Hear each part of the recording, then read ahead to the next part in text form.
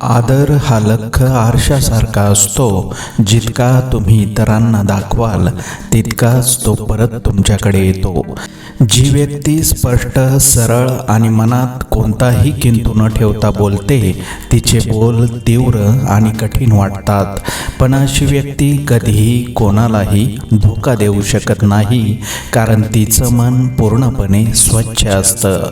योग्य क्षणाची वाट बघण्यासाठी संयम असणे ही जीवनातील सर्वात अवघड परीक्षा आहे. क्षमा करावी लागते आणि क्षमा मागावीही लागते. नातं टिकवायचं म्हटलं तर कधी पुढाकार घ्यावा लागतो, तर कधी माघार घ्यावी लागते. माणसानं आयुष्यात झुकावं, पण योग्य ठिकाणीच, कारण नको तिथे झुकला तर लोक पायदळी तुडवतात. अहंकार आणि गैरसमज या दोन गोष्टी माणसाला आपल्या जवळच्या लोकांपासून दूर करतात. गैरसमज त्याला सत्य ऐकू देत नाही आणि अहंकार त्याला सत्य पाहू देत नाही.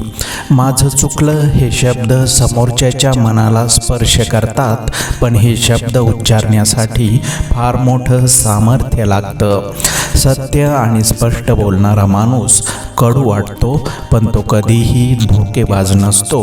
म्हणूनच चांगल्या रस्त्याला गतिरोधक आणि चांगल्या व्यक्तीला विरोधक असतातच.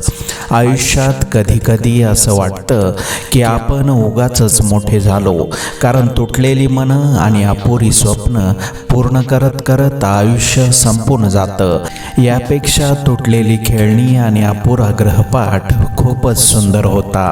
प्रत्येकाची सकाळ वेगळी असते, प्रत्येकाची लढाई वेगळी असते, प्रत्येकाचा संघर्ष वेगळा असतो.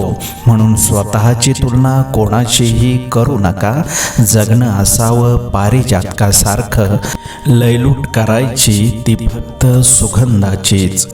ज्याचे जसे चरित्र असते त्याचे तसेच मित्र असतात. शुद्धता विचारात असते. माणूस कुठे पवित्र असतो.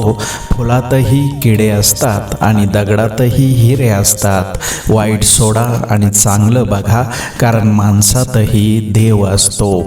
दुःख सहन करणारा माणूस एक दिवस सुखी होतो, पण दुःख देणारा माणूस कधीच सुखी होत नाही. अफाट आणि आनंददायी विश्वशक्तीसोबत स्वतःला जोडणं आणि मन शरीर प्रफुल्लित करणं म्हणजेच ध्यान होय.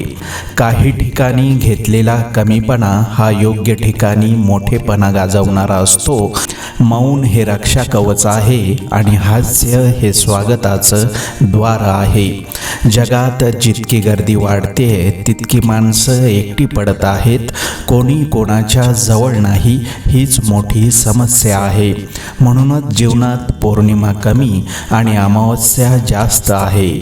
मी मोठा तू लहान हा विचार माणसाला माणूस राहू देत नाही. माणसं जोडण्यासाठी धनाची नाही, तर चांगल्या मनाची गरज असते.